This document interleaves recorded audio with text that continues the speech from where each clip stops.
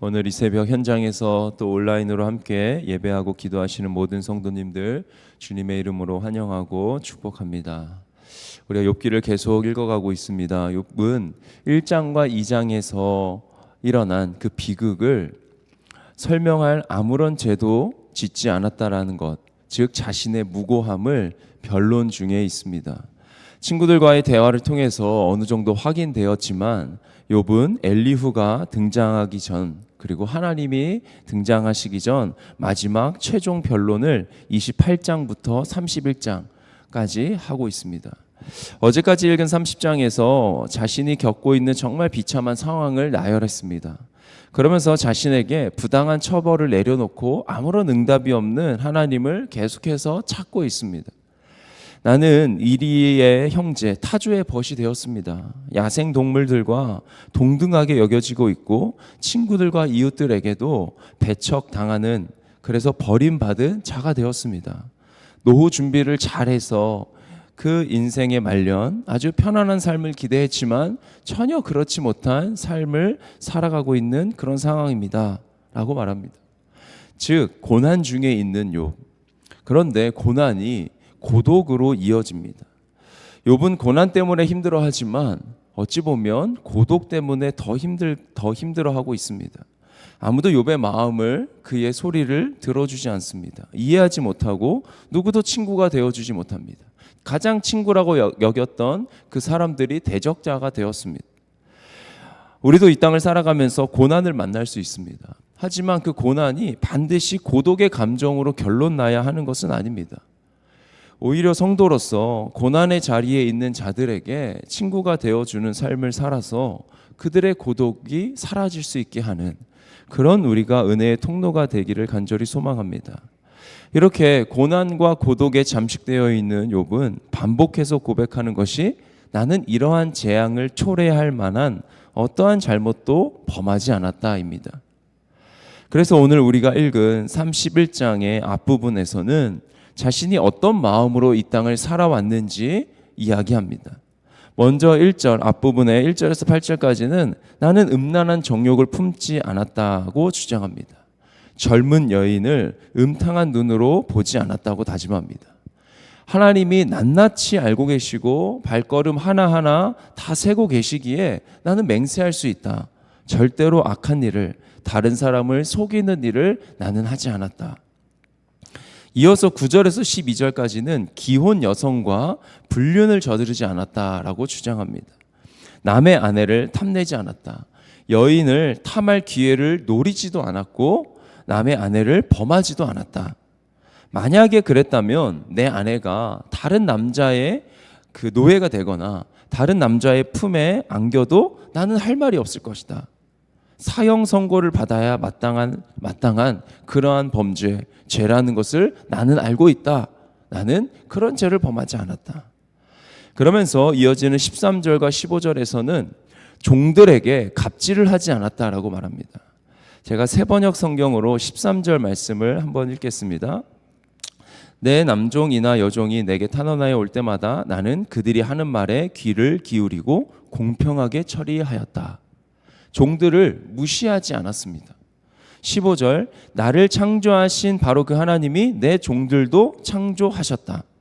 하나님이 나를 창조하셨듯 내 종들도 창조하셨기에 나는 그들의 이야기에 귀를 기울이고 그들이 요구하는 것을 공평하게 처리한다.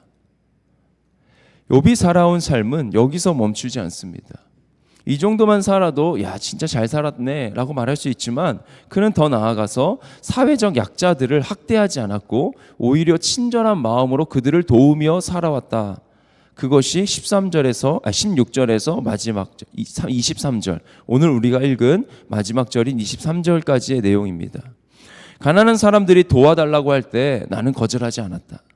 나는 배부르게 먹으면서 고아들을 굶긴 일이 절대로 없다. 고아를 내 아이처럼 길렀고 과부들을 돌보았다. 옷도 걸치지 못하고 죽어가는 사람이나 덮고 잘 것이 없는 가난한 사람을 볼 때마다 내가 기른 양들의 털을 깎아서 옷을 만들어서 그들을 입혔다.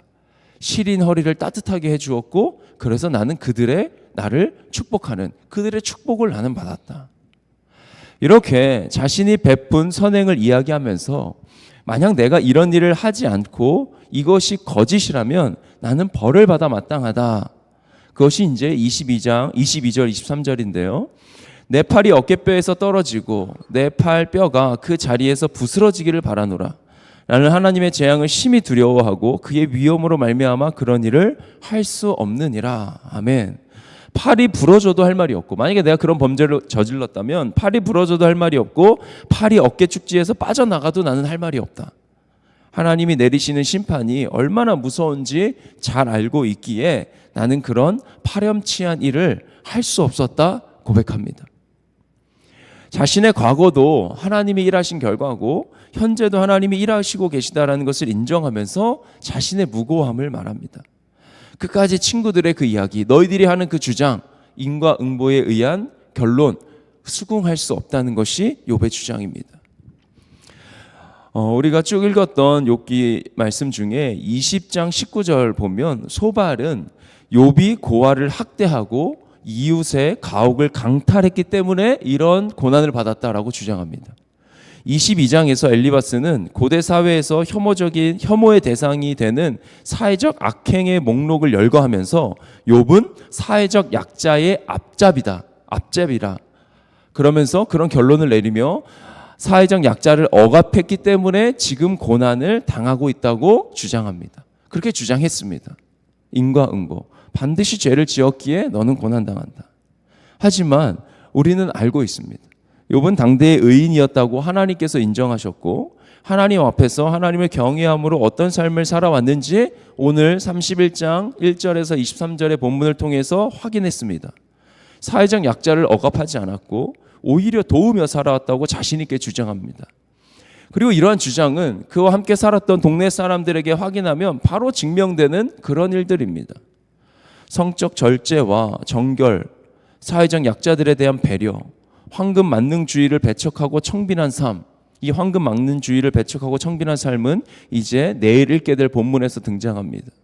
이것이 바로 욥이 살아온 삶에 붙일 수 있는 그런 문장들입니다.